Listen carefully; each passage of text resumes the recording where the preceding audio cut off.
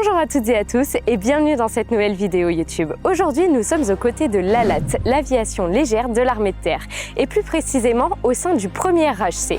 Au cours de cette journée, nous allons suivre un équipage Tigre, Mallory et Thomas, et à la clé, un vol tactique entre un NH90 et un Tigre. Je vous en dis pas plus et je vous laisse tout de suite avec la suite de la vidéo. Profitez bien!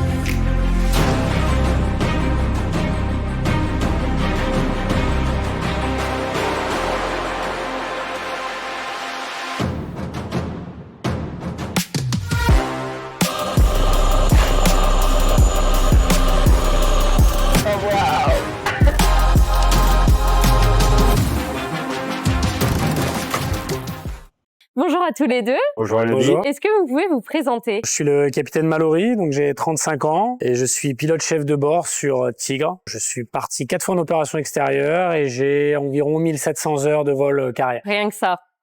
Le capitaine Thomas, j'ai 38 ans, également chef de bord Tigre, de la même promo que Mallory. J'ai 6 opérations extérieures, environ 1500 heures de vol. Est-ce que vous pouvez nous présenter la machine, le Tigre, ses missions, ses caractéristiques techniques? On veut tout savoir. Alors le Tigre, donc hélicoptère en tandem, 2 fois 1500 chevaux pour les moteurs. On peut utiliser notre armement, un canon de 30 mm avec 450 obus. On a également des pods roquettes comme on peut le voir ici et la possibilité de mettre des missiles Hellfire ou encore des bidons additionnels. On vole à peu près 2h30 à environ, on croise à 120 nœuds. Et sa mission alors au sein du régiment? C'est l'hélicoptère de nouvelle génération de la filière reconnaissance et attaque. Et donc ses missions, c'est un hélicoptère un peu multirôle. Donc il est de toutes les missions avec notamment les caïmans, les hélicoptères de manœuvre. Donc on va faire de l'escorte, de l'appui de troupes au sol, appui à la dépose, de la reconnaissance, du renseignement, de la destruction, de l'attaque. On peut faire un petit peu tout ce qu'on veut avec l'hélicoptère Tigre. Et qu'est-ce qui va justement le différencier des autres hélicoptères d'attaque? Il est plus moderne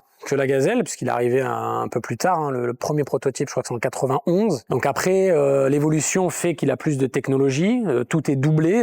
Thomas en a parlé. C'est un bimoteur, donc 2 turbines. On va aussi avoir 2 générations hydrauliques, 2 batteries, 2 générations alternatives. Tout est fait en sorte pour que si on vient à perdre un élément, la machine elle soit quand même manœuvrable. Et puis, il a un système d'autoprotection. On a parlé un petit peu d'armement. C'est un hélicoptère assez complet, très manœuvrable, rotor rigide et très puissant. Moi, passant de Gazelle à Tigre, le HAD, donc attaque et destruction, il va jusqu'à 6 tonnes 600, 6600 kg. Je pensais que la machine allait être quand même lourde et plus compliquée à manœuvrer. Pas du tout. Pas du tout. Ça répond très bien. Il est très agile et très costaud. Thomas, tu nous as parlé de l'armement que peut emporter le Tigre. Est-ce que tu peux nous parler des autres systèmes, capteurs embarqués qui lui permettent de remplir sa mission? Sur le Tigre, sur la partie haute, on a ce qu'on appelle le Strix. C'est notre caméra, nos yeux, les yeux du chef de bord. Donc on a une caméra en voie TV, sur lequel on peut zoomer. On a une caméra en voie thermique inversée également. On a également un désignateur laser. Ça nous permet de viser un objectif pour que notre missile Hellfire se dirige vers cet objectif. Tu as parlé des casques. Oui. Donc les casques, effectivement, on a toute la symbologie directement devant nos yeux. On choisit soit l'œil droit, soit l'œil gauche. Et donc à l'intérieur, on a tout ce qui est bandeau de cap. On a également les alertes. Quand on a par exemple une alerte de départ missile ou quelque chose, on a ça dans le casque. On a notre sonde.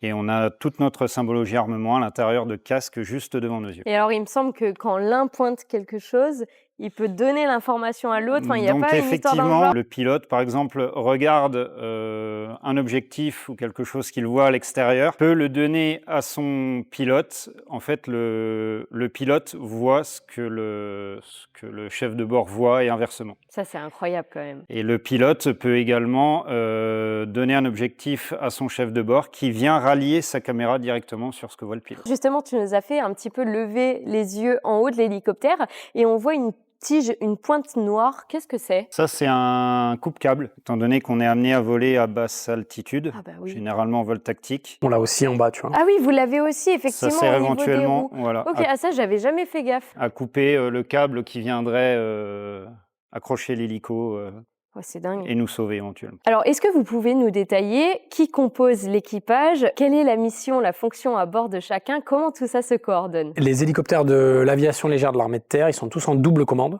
Donc en fait, on peut très bien piloter, alors là j'allais dire de la place avant ou la place arrière, mais c'est spécifique au Tigre qui a un cockpit tandem. Les autres hélicos, on est à gauche ou à droite, à côté. Mais donc il y a toujours deux rôles, celui du pilote qui est en place avant pour le Tigre et du chef de bord qui est en place arrière, en place gunner, on l'appelle le gunner. Donc les rôles, concrètement le pilote, son rôle ça va être de la mise en route de la machine jusqu'au posé en passant par le décollage, la gestion de la mission, les allures, gérer les pannes. C'est lui qui va s'occuper de ça. Le chef de bord, en fait, pour une carrière d'officier sous contrat par exemple, c'est un vieux pilote, plus expérimenté, donc il est qualifié pilote, il sait piloter. Mais lui, il va devenir le responsable tactique de la mission. Il va gérer les radios, l'armement, la navigation, donner des ordres à son pilote évidemment. Et comme c'est un équipage, on tend vers toujours un équipage qui est synergique. Le pilote sait à quoi s'attendre lors d'une mission, donc il va toujours faciliter une manœuvre pour son chef de bord. Et donc c'est vraiment une équipe. C'est deux personnes qui est le plus complémentaire possible pour mener à bien la mission. Et le chef de bord, il peut quand même prendre les commandes, mais c'est plus sa fonction principale puisqu'il a vraiment d'autres choses à gérer, surtout en Tigre avec tout l'armement dont Thomas a parlé, notamment qu'on va mettre en œuvre avec la caméra. Et alors Thomas, c'est pas perturbant, ça vaut aussi pour Mallory. Effectivement, tu l'as dit, c'est en tandem, donc vous voyez pas du tout, vous savez pas ce que l'autre fait, donc il y a un réel climat de confiance au sein de l'équipage. Il faut une synergie, une très bonne synergie, effectivement.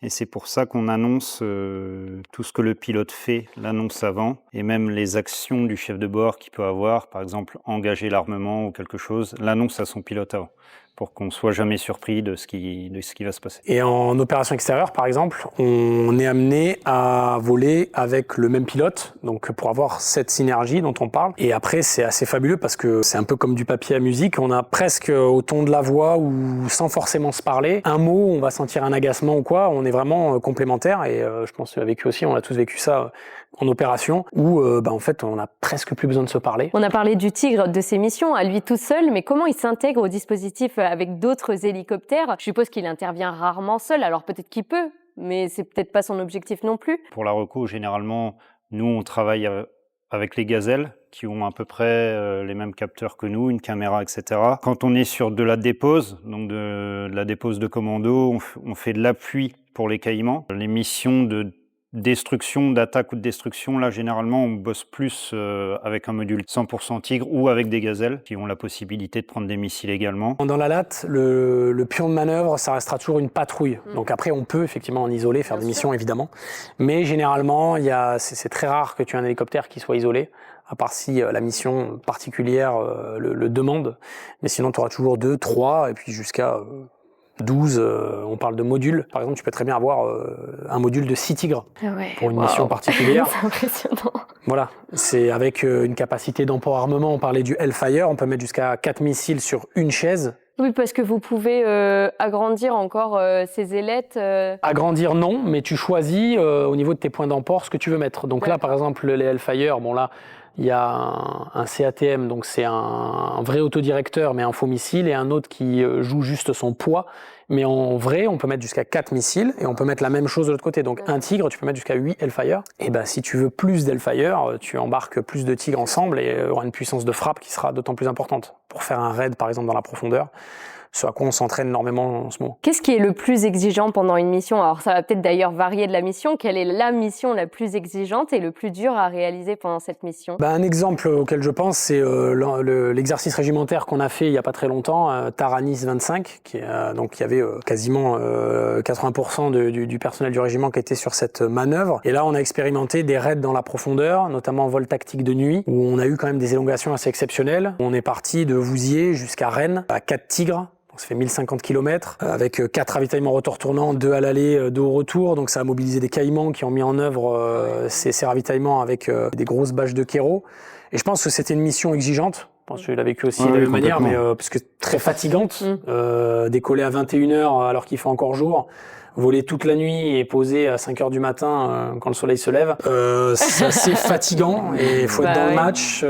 Donc là, la synergie, pareil, elle est très très importante pour détecter quand tu fais une ouverture d'itinéraire, le tigre de tête avec sa caméra qui doit checker toute une zone complète en vol très bas très vite de nuit. Faut quand même être prêt et regarder partout et ça a été très exigeant. Quand tu dis que vous volez bas, quel est le plus bas que vous puissiez aller en tigre? Alors c'est une de vos stratégies justement de voler bas pour être le plus discret possible. Ça dépend de la menace. Voilà, si on a une menace anti-aérienne, évidemment qu'on va plutôt s'affranchir de cette menace en volant très bas très vite. C'est le vol tactique, c'est la spécialité de notre arme. Et après, on adaptera l'allure entre... On va adapter la vitesse avec le terrain commande, comme on dit, et on va adapter la vitesse en fonction du terrain, de la menace, si on vole de jour, si on vole de nuit, si on a du monde avec nous derrière. On est à 30 mètres, 100 mètres? Ouais, 10 mètres sol. Ouais.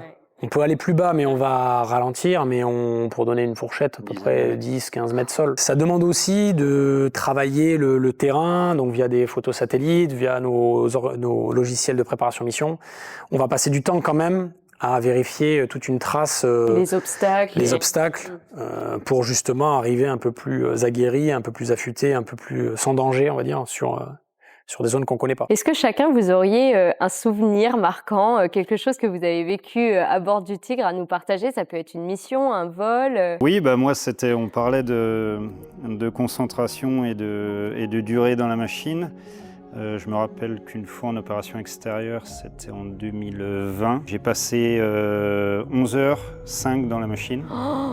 Waouh! Voilà, donc à ravitailler rotor tournant, à repartir sur la mission qui était encore en cours pour aller appuyer les troupes encore au sol. On est parti le matin de bonne heure, on a vu le soleil se lever, on est rentré le soir où le soleil se couchait. Wow. Et ouais, je me souviens qu'à l'atterrissage, effectivement, il a fallu se reconcentrer. Parce qu'on n'allait pas poser sur une piste, on allait poser sur un petit terrain assez sommaire. Et effectivement, à la fin, le dernier posé était compliqué. Et ça marque, ouais, mais ça évidemment. marque, ouais, tout à fait.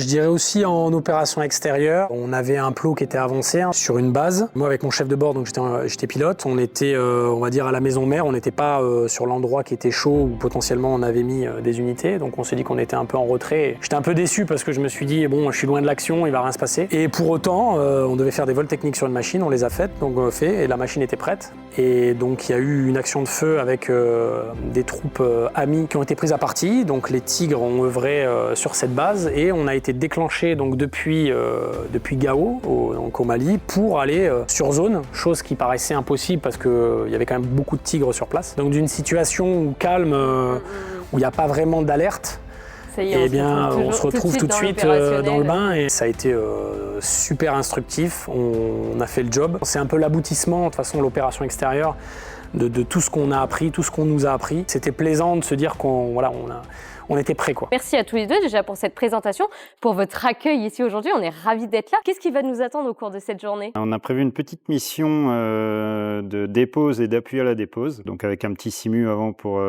te montrer un petit peu comment ça se danse. Le reste, tu le découvriras. Ce teasing, stay tuned. On est arrivé en salle de préparation mission. J'ai à mes côtés donc Mallory et Thomas côté Tigre et Grégoire côté Caïman. Donc là, le but, ça va être de briefer la mission qu'on va réaliser aujourd'hui. Est-ce que tu peux nous expliquer peut-être, Mallory, dans un premier temps, qu'est-ce que vous briefez pendant une préparation mission? Alors pour une préparation mission, on va dérouler un canevas classique où on va présenter donc les machines qu'on va utiliser. Donc là, en l'occurrence, ce sera une patrouille d'un Tigre et d'un Caïman. Le nombre de personnes à bord, l'intitulé de la séance, aujourd'hui un petit peu particulière, les mesures de coordination, donc on aura une fréquence commune, et plus précisément, s'il y a des cas non conformes, qu'est-ce qu'on fera si y a une panne, si une caméra tombe en panne par exemple, entre autres. Et chacun ensuite amène les questions qu'il aura besoin de répondre. Ok, très bien. Écoutez, moi, c'est comme si j'étais pas là, je vous laisse y aller, puis j'aurai probablement quelques questions aussi, effectivement, côté technique, pour savoir ce qu'on peut faire, pas faire, parce que ça fait partie aussi du briefing mission, finalement. Oui, tout à fait. Concrètement, aujourd'hui, donc, on a une mission technico-tactique, donc on va décoller depuis Phalsbourg, direction la plaine d'Alsace, donc on va être deux machines, donc le Tigre, ce sera le Bravo Kilo Charlie, et le Caïman, le Echo Bravo Papa. Donc vous êtes 4 personnes à bord. Donc nous on sera un équipage de 4 personnes et donc vous serez avec nous en soute pour pouvoir faire vos images tout au cours de la mission. Ok, donc nous on part de Phalsbourg, donc le décollage est prévu à 15h, donc on décollera en patrouille. Grégoire, c'est toi qui fais les fréquences? Oui, je ferai l'ensemble des contacts radio sur Phalsbourg, je te laisserai juste la fréquence de sécu de l'armée de l'air. Ok. Ensuite, Je m'en occupe. On sort par écho. Et on va naviguer donc en allure de combat sur une nave qu'on connaît, où on s'entraîne pour des vols de nuit, pour faire du vol tactique de nuit, donc elle s'appelle la 81. On va s'infiltrer sur cette navigation pour aller ensuite reconnaître un champ, donc en zone 8. Ouais. Donc, comme on l'a dit, sortie.echo, la nave Taxil 81, et c'est un champ qui se trouve juste à l'ouest de Zinswiller, dans un talweg qui fait est-ouest. Donc moi, je te propose une approche de l'est vers l'ouest, vu la configuration du terrain. Donc on arrivera de l'est vers l'ouest, un champ qui fait un peu plus de 100 mètres de long par une soixantaine de mètres de large. Nous, le Caïman, on sera donc sécurisé par le Tigre qui restera en poste d'observation à proximité immédiate de la DZ. Nous, on ira poser, simuler notre dépose de personnel pour mettre en œuvre donc, ce qu'on appelle un FARP, donc un ravitaillement depuis le NH90 qui à l'intérieur a de gros bidons souples plein de kérosène et qui permettent d'augmenter énormément l'allonge des Tigres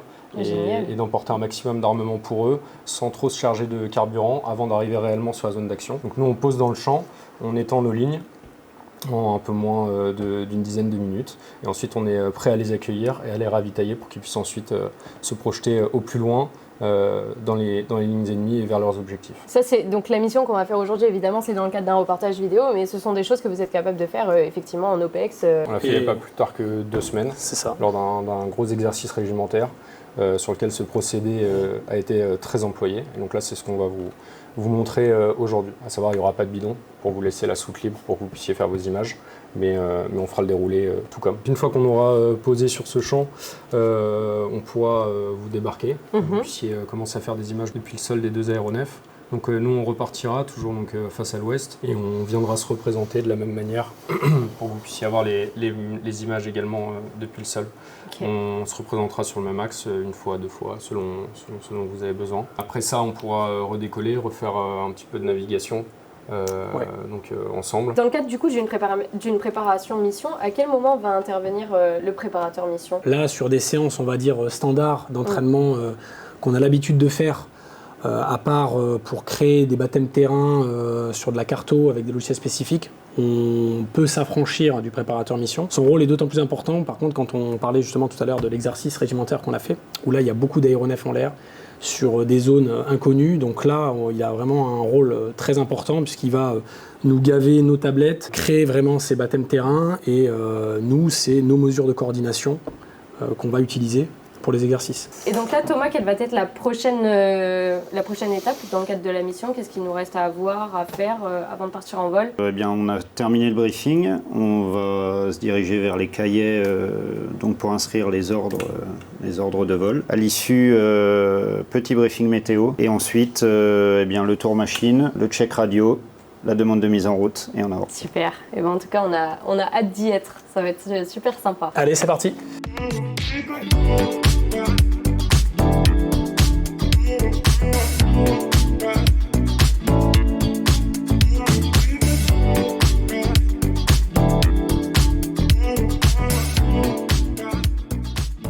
Bonjour, Elodie, enchantée. Enchantée, Lorella. Bonjour, chef. Bonjour. Chef Lorella, préparateur mission et anciennement ISPN, donc instructeur sol du personnel navigant. Donc elle va te parler de sa spécialité, c'est elle qui est derrière ces beaux écrans.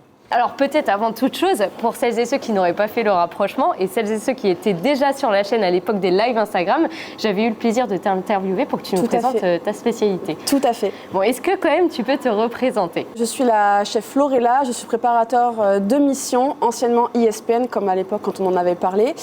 Et moi je m'occupe de tout ce qui est lié de près ou de loin à la simulation et à la préparation de mission des équipages en mission ou même ici au régiment quand ils en ont besoin. Donc le nom de ta spécialité? Préparateur de mission. J'ai cru comprendre que vous êtes vraiment multitâche. C'est ça, je vais essayer vraiment de simplifier. En fait, on va distinguer mon métier en 2 parties. Je vais parler de la partie vraiment régimentaire, où on n'est vraiment pas dans un cadre de mission opérationnelle, etc. Où là, je m'occupe principalement des simus, donc je prépare les séances de simulation, comme on a ici derrière nous. Donc en fonction des équipages et des demandes qu'ils ont, je mets la zone, je mets des ennemis, de l'animation en fait pendant la séance, pour que eux, quand ils sont dans la séance, il y ait quand même quelque chose d'un peu réel en fonction des demandes qu'ils font. Et ça peut être aussi, si eux partent en mission en France ou à l'étranger, je leur prépare des cartes, des photosats, des baptêmes terrain en fonction de la zone où ils vont. Et après, le métier purement, si moi je suis déployée en mission en France ou à l'extérieur, là, il n'y a plus du tout ce côté simulation, c'est vraiment que de la préparation mission avec mes petits ordinateurs, où là, c'est tout ce qui est les baptêmes terrain, les cartes, les photosats, tout ce qui tourne autour de la préparation quand ils vont directement au combat. Donc finalement, lors du simu, c'est toi qui leur donne un petit peu de fil à retordre en mettant des pannes, ouais, etc. je suis un peu la méchante au simu, ouais. Et donc tes outils de travail, donc toi tu n'es pas dans la même salle que les simus, tu es dans cette salle-là là, dans laquelle on est assis, Oui. Comment ça se passe? Là en fait c'est ça s'appelle l'IOS, donc c'est là en fait où il y a toute l'animation qui se fait, donc que ce soit l'animation radio, l'animation au niveau de la météo, les entités amies, ennemies, donc on peut jouer les ailiers, on peut jouer les chefs au-dessus, les méchants en bas, etc. Donc tout ça est lié et se fait ici, et tout ce qui est impacté ici a une répercussion en direct dans les simulateurs qui sont en face. T'es que simulateur Tigre ou tu vas pouvoir t'occuper de tous les simulateurs aussi Caïman? Alors là, ça fait maintenant 10 ans que je suis engagée et jusqu'à l'année dernière, j'étais full NH90, donc le simulateur Caïman qu'on avait fait du coup à l'époque. Là, depuis bientôt 1 an, je suis du coup qualifiée sur le simulateur Tigre. Donc en fait, il y a vraiment un distinguo à faire entre les deux. Et même avec les gazélons. Donc en fait, les NH travaillent principalement tout ce qui est le vol aux instruments, l'IFR, etc. La dépose de personnel en zone plus ou moins menacée. Alors que les tigres travaillent beaucoup plus le combat, la tactique. Donc en fait, c'est vraiment deux scénarios totalement différents en fonction de la machine sur laquelle on est. Aujourd'hui, dans le cadre de la mission, on va partir sur un vol avec un NH90 Caïman et un Tigre. Oui. Le simulateur, il a aussi la possibilité de reproduire cette collaboration entre des hélicoptères. Oui et non, dans le sens où là, on est vraiment sur le simulateur Tigre. Donc là, les pilotes, ce sont que des tigres. Il n'y a pas de pilote NH qui vient ici pour jouer le NH. Là, effectivement, le NH, c'est moi qui le joue à l'arrière. Donc, vu qu'on est dans la simulation, on triche. Du coup, les pilotes ne voient pas forcément le NH. Donc, si on veut, on peut. Je peux créer un NH et ils le verront si j'ai envie qu'ils le voient. Mais il y a des scénarios où ils n'ont pas forcément visuel, même dans la vraie vie, du NH qui le suit ou qui est dans le scénario, donc ils sont pas obligés de les voir, mais par contre moi derrière je peux jouer le chef de bord qui rentre en communication avec eux, et là du coup ils sont totalement immergés, ils pensent vraiment qu'il y a un NH du coup avec eux à l'arrière. Et donc là, qu'est-ce que tu m'as préparé? Qu'est-ce qui m'attend? Vous allez voir ça juste après. Comme le cockpit Tigre, tu as deux. Tu as le pilote devant, le chef de bord. Tu as Thomas là, qui va aller en chef de bord. On peut aller rapidement peut-être voir... Ah oui, parce que c'est dans 2 endroits C'est séparés. 2 endroits Ok. séparés. Ok. Oh waouh, c'est énorme. Ça, c'est la place du cockpit gunner. Et donc là, absolument tout est identique à la vraie machine. Mais ouais, c'est super bien fait, c'est impressionnant. Puis l'écran là. Et le rendu, sur 180 degrés. Bon bon vol. Merci.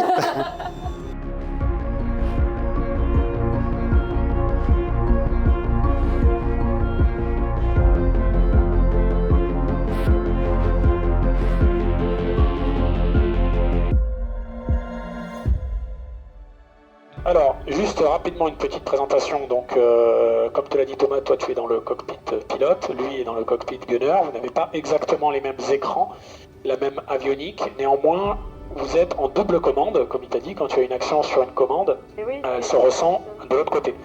Donc, l'hélicoptère, il y a 3 commandes. Le cyclique que tu as dans ta main droite, le pas général que tu vas avoir dans ta main gauche. Ok, et le palonnier, donc 2 pédales gauche-droite. Donc la particularité de l'hélicoptère, c'est que chaque commande, elle induit un effet principal que tu souhaites et un indésirable que tu ne veux pas. Je m'explique, si tu veux accélérer, il te montrera après en vol, tu vas pousser ton cyclique. L'hélicoptère va s'incliner. Tu vas accélérer, mais tu vas perdre de l'altitude, de la hauteur. C'est quoi pour augmenter Donc tu vas tirer sur ton pas général. Et la mécanique du vol, par exemple le Tigre, c'est un rotor en sens horaire. La mécanique du vol fait que le Tigre, il va avoir une cadence, donc le nez va partir à gauche. Donc là, il va falloir que tu appuies sur la pédale de droite. Et tu vas voir, il va te montrer ça en vol. Donc en fait, tu as toujours un effet non désiré que tu vas devoir piloter.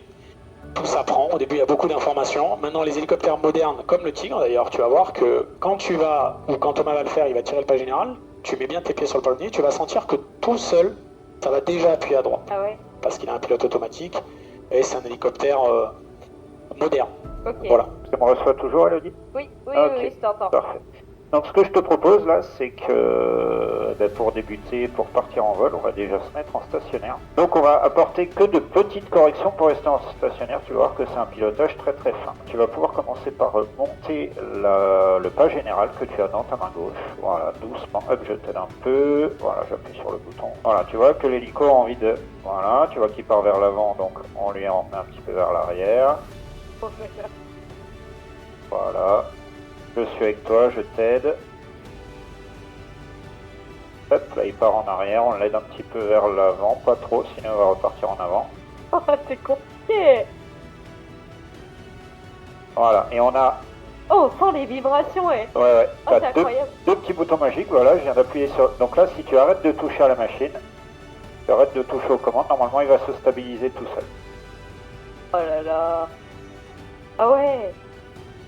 Voilà, là j'ai appuyé sur deux petits boutons que j'ai, un sur le pas général et un sur le cyclique, et l'hélico est stabilisé tout seul. Trop bien. Hop, je me décale juste un petit peu à droite pour revenir sur la piste. Voilà. Hop, tu peux mettre un tout petit peu de pied à gauche pour reprendre relax. Voilà, impeccable. Ok, eh ben écoute, maintenant je te propose de décoller. On va suivre le tigre qui est devant nous. Donc ce qu'on va faire, c'est que tu vas mettre du cyclique vers l'avant. Ouais. Et tirer légèrement sur le pas général, pas trop fort, voilà. Oh, Ça décolle. Et là ça décolle. oh purée. Alors là pour info tu as les commandes toutes seules, je ne touche à rien. On va pas voler longtemps, hein. Voilà, super, donc là on peut voir que la machine est en train d'accélérer. Et tu restes à peu près ISO altitude pour le moment. Donc là, tu passes les 90 nœuds. J'adore. On va aller jusqu'en bout de piste et à l'issue, on effectuera un virage par la droite. Sur 180 degrés, je vais liquider.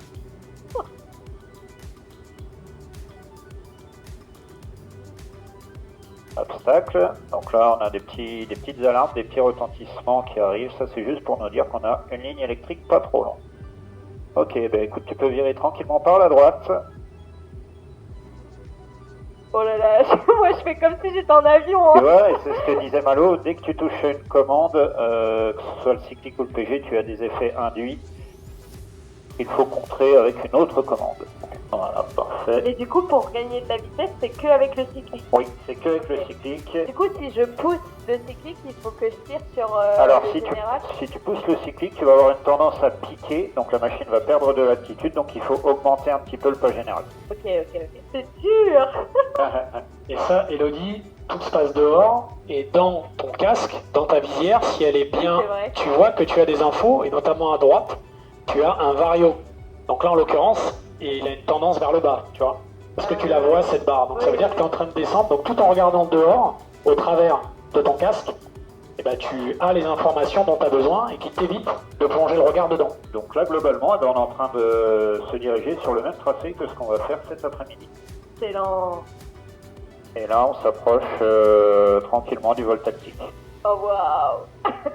C'est impressionnant. Voilà, donc là, on reste en trajectoire. Donc cette trajectoire, en fait, cette trajectoire vol tactique, c'est une trajectoire qui nous permet de nous affranchir des obstacles tels que les lignes haute tension.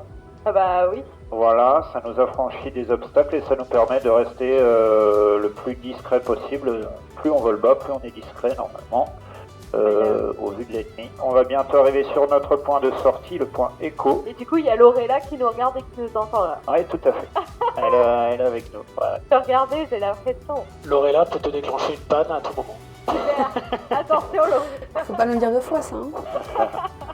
On parlait du variomètre tout à l'heure qui était à droite. Et à gauche, tu as le PMI, donc l'indicateur de puissance. Tu es à 89, 88. Ouais. Tu vois, tu es en tendance PMD, donc c'est la puissance pour le décollage, ou la puissance supérieure, donc à laquelle tu dois pas aller, tu vois, c'est dans le rouge. Donc il faut que tu veilles à ne pas être dans cette brique rouge. Ça veut dire qu'il faut que tu baisses légèrement le pas général. Ok. Voilà. Ok. Regarde, juste avec ton pouce, je te place le pouce ici. Ça c'est un trim, il y a un trim sur ton pas général. Donc, Ah, trop tu bien. peux faire des petits mouvements, tu vois, baisser, Ah ok, trop bien. Ah oui. Voilà, tu vois. Là, tu vas chercher un peu plus de précision. Il y a pareil sur le tic-tic. Exactement. Ok. Mais oui, moi aussi, si on me dit pas tout. On regarde un petit peu les surprises. En parlant de surprise, Voilà, et là on arrive globalement. Ok, Oh là là. power. Ah. Donc, tu vois, on a une alarme qui vient de retentir. Donc, ce qu'on va faire dans un premier temps, c'est. Hop, on va prendre 75 nœuds, monter un petit peu, et ensuite on va traiter la panne. Je te laisse gérer la trajectoire. Ok. Ok, tu peux faire un 180, on va retourner sur Falsbourg. Moi je vais gérer la panne et toi je te demande de gérer la trajectoire. Comme le ferait un pilote de Tigre. Shutdown fail engine according to flight condition. Donc là, ce qu'il va falloir faire, tu peux te diriger en direction de nos 1 heure s'il te plaît. C'est une panne moteur qu'on a. Tu peux le voir sur ton écran de droite. Sur la partie la plus à droite, tu as ton deuxième moteur qui, si tu regardes la température, la pression est à 0. Ah ouais. Et le Tigre, donc, est un hélicoptère bimoteur. Tu t'aperçois qu'en gérant ta panne, tu peux tout à fait, suivant les conditions de chaleur notamment, ou d'altitude, tu peux tout à fait piloter ta machine en monomoteur. Donc là, tu as pris 80 nœuds, c'est un peu plus des paramètres qu'on prendrait pour être en monomoteur. Donc là, je regarderai la masse qu'on fait. On fait 5 tonnes 970. Donc on tiendrait le palier monomoteur. Donc ce que je vais faire, c'est que je vais couper le moteur incriminé. C'est le moteur numéro 2. Oui, tu vois, on parlait des différences de cockpit, parce qu'en fait, tu es en place pilote, donc c'est toi qui as accès au fuel pompe. Lui, il les a pas. Ok. Donc elles sont ici, donc c'est le moteur 2, tu les vois là, ils sont Ouais, ici, ouais. le 2 et le 1. Donc on va la passer sur off, sur le 2, de droite confirmé. Ok, c'est confirmé. Eh bien, je coupe le moteur 2 à droite. et pour information, la piste 24 en service, elle est libérée, vous avez liberté de manœuvre. La 24 en service, c'est suivi. Si tu as l'occasion là, de parcourir un peu avec ton pouce, main droite par exemple, tu as plein de boutons, ils sont différents. Tu vois, chapeau pointu, chapeau plat, évidemment chaque bouton sert à quelque chose. Puis dans le Tigre, on n'a pas parcouru les pages, mais tu as également un aspect cartographie avec des points que tu peux rentrer. Et tu aurais pu avoir un losange vert dans ton casque, donc un waypoint, qui te dit en fait qu'il faut se diriger vers là-bas pour rentrer à Falsbourg. Je vais te laisser t'aligner sur la piste comme ce que tu ferais en avion, tranquillement. Ouais. Voilà, on va prendre un petit plan de descente tranquille. Et on va faire un pause et rouler comme en avion. Et Falsbourg du Tigre, on arrive en finale 24. Et c'est reçu rappel stable. Donc là, tu es en train de t'aligner, la vitesse est bonne. C'est comme en avion. Ok, tu peux ralentir encore un peu, donc relever encore un petit peu le nez. Ah bon, on voit plus rien. Hop, tu vas pouvoir remettre un petit peu de manche en avant, le cyclique, voilà, pour garder un peu de vitesse, et baisser le pas général. Oh, hop, ouais, pas trop. Voilà, sinon, on va les percuter plus vite qu'on ne le veut. Voilà. Là, tu vois, on a une 60aine de nœuds, donc là, le plan est pas mal. On va la ralentir encore un petit peu, je t'aide un petit peu. Toc. 55, non, hop, il faut remonter un petit peu le pas général. Voilà, et on va aller toucher la piste. Environ une 40aine de nœuds. Et là, on le laisse faire. Et bon, on est posé. On peut baisser le pas, tout remettre au neutre. Et freiner avec tes deux pieds. Oh purée. Ah, je t'ai expliqué. Voilà, tu peux appuyer en bout des pédales comme sur les avions. Je sais pas si je suis en train de le faire là ou Si, pas. si, tu fais. Parfait. On a posé, on n'est pas mort, bravo. Ouais, bah heureusement que c'était au commentaire. Ça aurait pu très mal finir ce soir. Les pompiers arrivent, ils arrivent là. Merci à toi. Super. C'était super dur. C'était super dur. Je sais pas comment vous faites. Ça nécessite quand même une certaine C'est un coordination. coup à prendre, mais ça s'apprend. Et puis après, tu as beaucoup d'infos. Ouais. Tu as beaucoup d'infos dedans, Oui, dans ta oui, visière. ouais, puis là, on est resté Tu- juste aux commandes, quoi. Après, Ouais. tous les boutons et Mais tout. tu regardais dehors parce que tu captais que tu avais l'autre Tigre aussi. Ouais. Et tout se passe dehors, c'est ce qu'on nous Ouais. apprend au début. Et de toute façon, tout s'apprend. Ouais. Voilà, la formation est très progressive. Moi, tu vois, j'avais jamais volé avant. Même Ah pas oui, de l'avion. t'avais pas du tout Rien du d'expérience tout. hélicoptère, Donc, ni avion, ni quoi que Donc ce c'est soit. tout à fait possible. Tu vois. Ah, c'est incroyable. C'est Allez, incroyable. j'ai fait te libérer. Bah, merci beaucoup en Alors- tout cas. Hein. Bah, de rien. On a changé d'endroit, on est au pied de la tour de contrôle. On va aller rencontrer deux spécialités, la spécialité de météorologue et la spécialité de contrôleur aérien, qui vont jouer évidemment un rôle clé dans la mission du jour, mais pas que, dans la vie de tous les jours également sur cette base à latte. Bonjour Robin. Bonjour Elodie. Enchanté. Enchanté. Alors Robin, est-ce que tu peux me dire quelle est la météo pour le vol d'aujourd'hui? Alors aujourd'hui ça va être assez facile, les conditions sont plutôt bonnes. Vous volez de quelle heure à quelle heure? On décolle à 15h et on a prévu 1h30 de vol. Est-ce que vous savez exactement où vous allez? En zone 8 nord. Alors globalement il n'y a pas grand chose de particulier à attendre aujourd'hui. Il sera tempête de ciel bleu, il n'y aura aucun élément contraignant pour les vols, pour vous, pour les hélicoptères, donc pas de souci. On va en profiter quand même d'être là pour te poser quelques questions sur ta spécialité et à quel niveau toi tu interviens. Est-ce que tu peux m'expliquer ton rôle dans une mission d'hélicoptère? Les rôles des prévisionnistes des régiments d'hélicoptères de combat, c'est de faire en sorte de délivrer toutes les informations nécessaires aux équipages pour qu'ils puissent réaliser leur vol en respectant tout ce qui est normalisation des espaces aériens et qu'ils puissent ne pas mettre en danger leur équipage et qu'ils respectent la sécurité aéronautique. Quelles informations tu vas concrètement transmettre aux équipages? Ça peut être des données de hauteur de plafond, donc le seuil des nuages les plus bas, ça peut être des données de visibilité, après des paramètres un petit peu plus bruts comme la température, la pression, les valeurs de vent, le secteur de vent, et en fonction des différents reliefs dans lesquels ils sont susceptibles de s'engager. Ensuite, en fonction des situations, et plus particulièrement en hiver, c'est souvent un peu plus délicat. Bon, en ce moment, c'est un petit peu plus facile, donc voilà, on en profite pour faire beaucoup de vols. Et comment tu récupères toutes ces données? Chaque prévisionniste, que ce soit militaire ou civil, travaille tous de la même façon. On a des serveurs qui sont mis à notre disposition avec un catalogue de plusieurs paramètres météo qui sont disponibles à plusieurs échéances ou à plusieurs altitudes. Et en fait, en fonction de ces paramètres-là et en fonction des situations, on crée nos cartes. On fait des espèces de macros qui nous permettent ensuite de faire nos prévisions à plus ou moins court terme et à plus ou moins fine échelle. Tu transmets ces informations systématiquement aux équipages avant chaque vol? Alors on en a un qu'on produit graphiquement avec vraiment des productions typiques aéronautiques que je pense que vous avez peut-être déjà parlé, tout ce qui est TANSI, METAR, etc. Des coups de terrain, des coups de trajet, et sinon après chaque équipage en fonction de sa mission et surtout en fonction de la zone dans laquelle ils vont, ils passent à la météo pour justement faire un point un petit peu plus précis. Quelles sont les contraintes spécifiques d'un vol en hélicoptère d'un point de vue météo? Spécifique à l'hélicoptère, ça peut être soit déjà les capacités de l'hélicoptère et les types de vols sur lesquels il est susceptible de s'engager, que ce soit du VFR ou de l'IFR. Et ensuite, en fonction des machines en soi, globalement, ils sont tous soumis à la même réglementation. Donc à partir du moment où ils ne sont pas hors sécurité aéronautique, normalement, ils ont tous plus ou moins les mêmes capacités. Bon, donc globalement, ce qu'il y a à retenir, c'est que pour cet après-midi, il fait beau, il fait chaud, exactement, mais il fait très beau. chaud. Ouais. Et merci beaucoup pour ce point météo. Je vous en prie.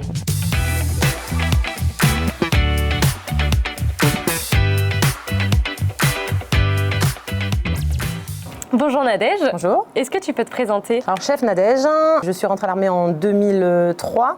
J'ai 10 ans d'interruption d'armée entre deux. J'ai repris en 2018 et j'ai été mutée, ça fait 3 ans que je suis là. Je suis contrôleuse aérienne sur la base de Falsbourg, un poste air-sol qu'on vous présentera après. Alors justement, là on est dans votre bureau de travail. Est-ce que vous pouvez nous présenter un petit peu l'organisation de cette tour de contrôle et les différents postes? On a 3 postes. On peut être un si vraiment il n'y a pas trop de trafic, si c'est un trafic allégé.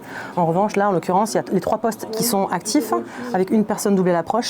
Cette personne-là, globalement, va gérer tout ce qui se passe au sol. C'est tout ce qui est piéton, véhicule et mise en route et déplacement au sol. Une fois qu'on arrive un peu plus près, pour un langage facile, des pistes, elle va passer la responsabilité du contrôle à la personne qui est à la tour, à l'air sol on appelle ça. Cette personne va gérer les décollages, les atterrissages et les transits qui sont au-dessous de 3000 pieds QNH, pression. Et une fois qu'on sort au-delà encore de ce cylindre, ça passera directement à la personne à l'approche qui est doublée actuellement et donc on a l'instructeur qui est à côté. Quand vous dites que c'est passé à... Moi j'ai cru comprendre que niveau contrôleur aérien, vous travaillez avec des bandes, des strips. Alors tout à fait. Tout à fait, on a des strips, on appelle ça des bandes de progression. On a un code couleur Effectivement, on a un code couleur pour tout ce qui est travail dans le secteur. Pour le vol tactique, on va avoir du gris. On va avoir du jaune pour tout ce qui est transit. C'est souvent pour les civils, tout ce qui transite dans la zone et qui ne pose pas chez nous. Après, on va avoir du rouge, ça va être pour des vols instruments au départ de chez nous, qu'on va passer après sur les organismes adjacents. Et on a du vert lorsqu'on récupère un transit, nous, d'une zone annexe, de Strasbourg, Metz, Nancy, Lorraine ou autre, et qui vient chez nous, donc pour les atterrissages. Et donc ça le vert, ok, très bien. Et on a du bleu également pour les véhicules. Voilà. Comme ça, visuellement, on sait à quel trafic on s'attend. Donc c'est comme ça que vous communiquez d'un poste à un autre, enfin que vous transmettez les informations. Tout à fait. Et après, poste par poste, quels sont vos outils de travail? Je vois des écrans, des micros, de la radio. Alors en fait, on a essentiellement les mêmes types de postes. On appelle ça le terminal multifonction avec des fréquences. On peut afficher plein de fréquences en fait. Et chaque poste va avoir une fréquence bien dédiée pour séparer en fait les communications radio. Et quand on dit qu'on passe le trafic d'un poste à un autre, en fait, on va le passer en responsabilité, on va le passer donc au niveau du strip et en fréquence. On va lui demander de contacter la fréquence suivante. D'accord. Et les aéronefs ont l'habitude, ils savent qu'à un point donné, ils vont passer à la fréquence suivante avec un autre contrôleur généralement. Alors on a également un radar là, IRMA, c'est une recopie de Strasbourg qui nous permet en fait de pouvoir localiser les aéronefs et d'avoir toute information. La tendance, c'est-à-dire est-ce qu'il monte, est-ce qu'il descend, quelle altitude il est, son petit nom, et ça nous permet de savoir en fait où il est localisé.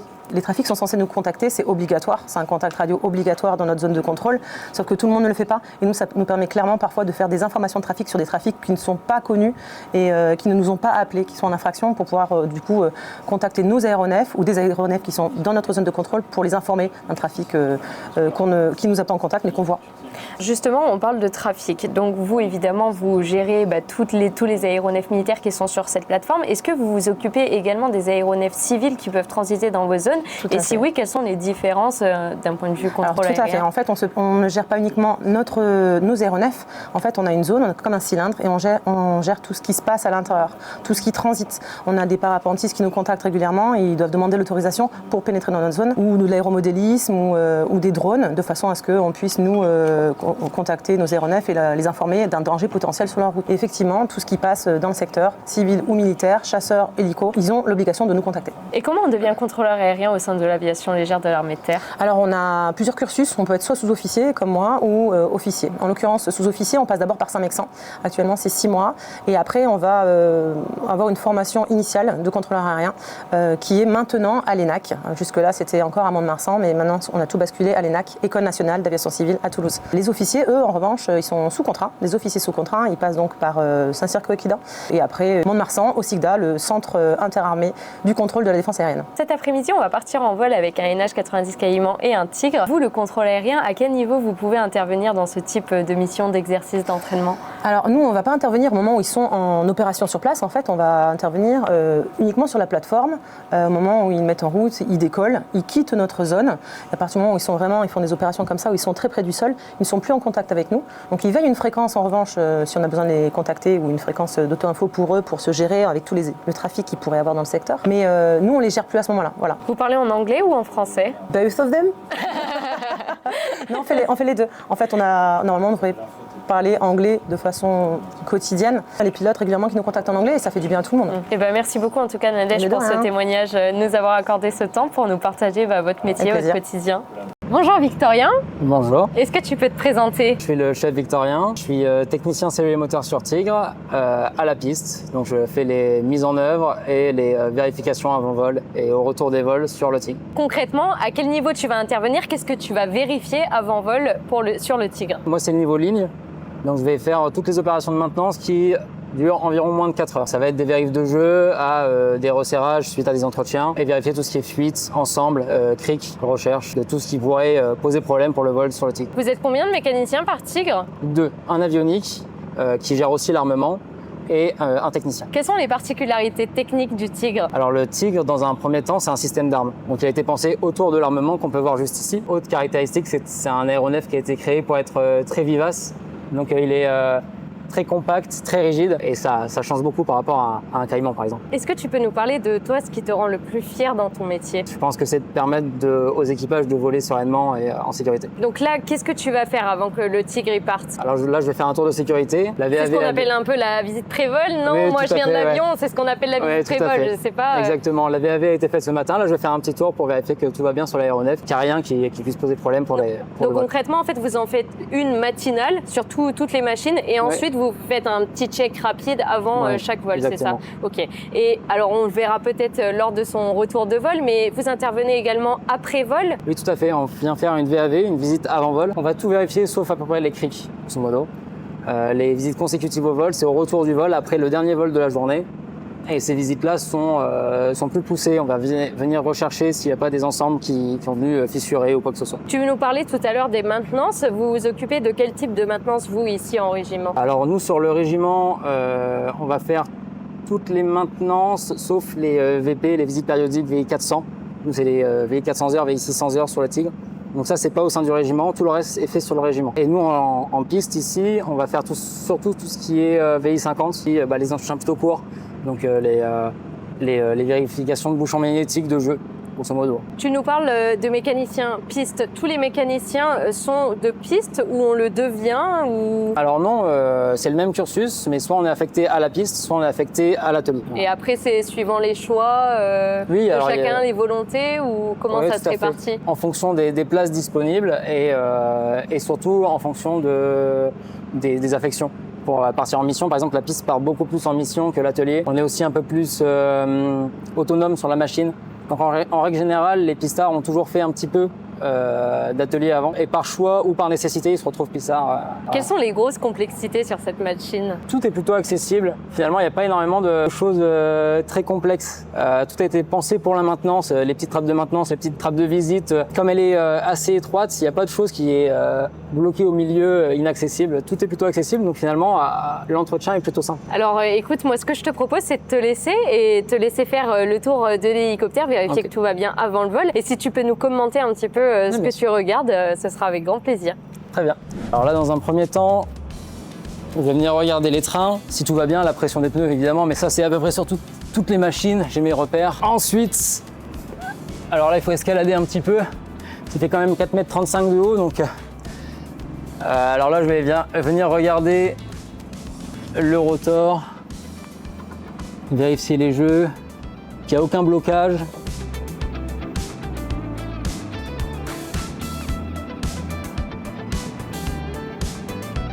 Là, je viens regarder tout ce qui est élastomère, s'il n'y a pas de déchirure, si tout va bien, les freinages, les goupilles. Là, je regarde les flexibles hydrauliques, je les vois par le dessus. Ok, l'autre côté du rotor, je le ferai de l'autre côté de la machine. Donc là, via le capot mobile, je viens accéder à l'ensemble BTP et GTM1. Donc voici la BTP, la boîte de transmission principale, tout est en français sur le Tigre. Donc on est en commande de vol mécanique, donc on a les embiaillages qui sont juste ici. Le compresseur de clim, tous les ensembles. Donc là, moi, je viens vérifier qu'il n'y a pas eu de fuite statique. Je viens vérifier qu'il n'y a rien qui ait pu passer au travers de mon œil pendant la VAV. Toujours les goupilles, les ensembles. La VCV a servi à vérifier tout ce qui était cric. Donc là, je jette toujours un œil, mais plus succinct. Et les niveaux, évidemment. Ok, là, on est pas mal. Là, la MPS. La pompe, la bâche et pompe hydraulique, il y en a deux, comme sur beaucoup d'aéronefs. Donc ici le moteur, donc je viens vérifier les témoins de colmatage, le niveau, et s'il n'y a pas de fretting, de petites interférences entre des câbles, des tuyauteries qui pourraient amener à des problèmes électriques ou autres. Le plancher toujours, c'est bien révélateur, et l'entrée d'air. Aucun élément dedans. J'arrive à distinguer quelques obs, je regarde si elles n'ont pas de coups. Ok, pour ici on est tout bon.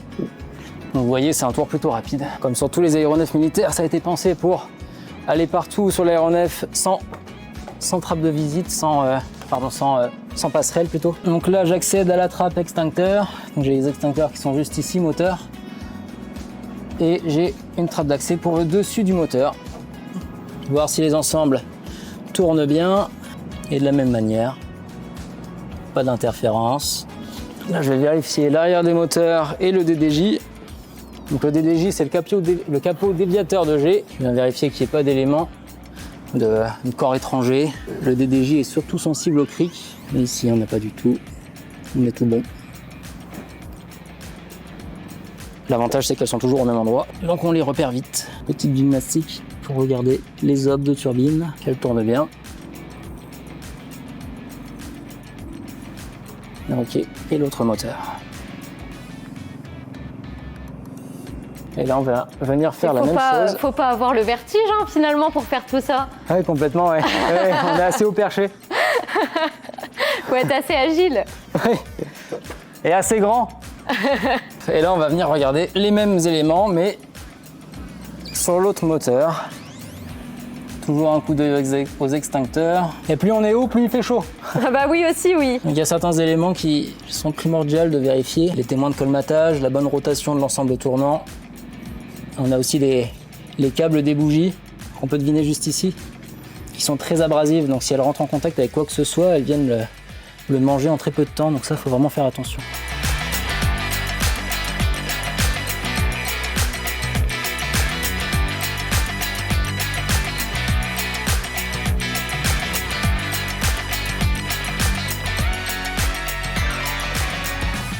C'est tout bon, tu peux y aller. Super, eh ben, tu nous la sors et puis on y va. Ah bah, c'est parti. Et il n'y a plus qu'à. Vous Allez. êtes équipés là, prêts à y aller? Impeccable, on sort la machine, on grimpe. Et puis après, toi, tu passes de l'autre côté, Côté chez les Caïmans. Caïmans, et on se retrouve sur la fréquence. Super, et bah rendez-vous en vol.